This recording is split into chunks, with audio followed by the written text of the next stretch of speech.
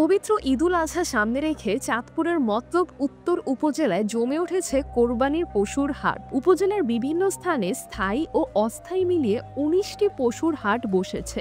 এর মধ্যে ঐতিহ্যবাহী ছ্যাঙ্গারচর বাজার পশুর হাট সাড়া ফেলেছে সর্বাধিক।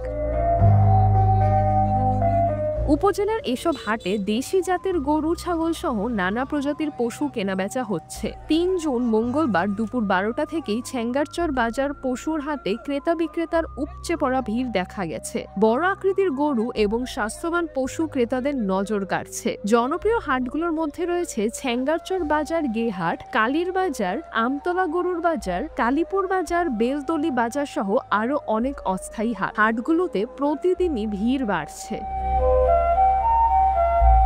ছ্যাঙ্গারচর বাজার হাটের ইজারাদারদের পক্ষে বিল্লাল ফরাজি বলেন, এ হাটে দেশের বিভিন্ন অঞ্চল থেকে গরু আসে। আমরা নিরাপত্তা ও স্বাস্থ্যবিধি মেনে হাট পরিচালনা করছি। দামও সহনীয় পর্যায়ে রয়েছে। বিক্রেতারা জানান, এবার গরুর দাম গত বছরের তুলনায় কিছুটা বেশি হলেও ক্রেতাদের উপস্থিতি সন্তোষজনক।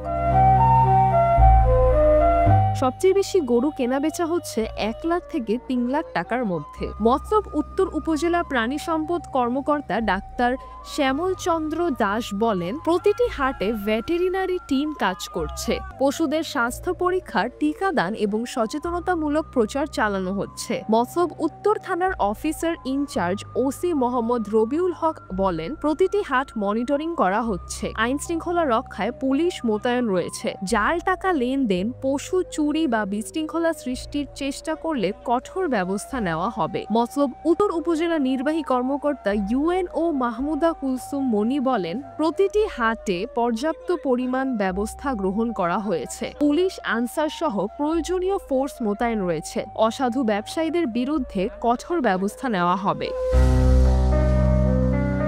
সিজরাতুল আভা, দৈনিক আওয়ার বাংলাদেশ।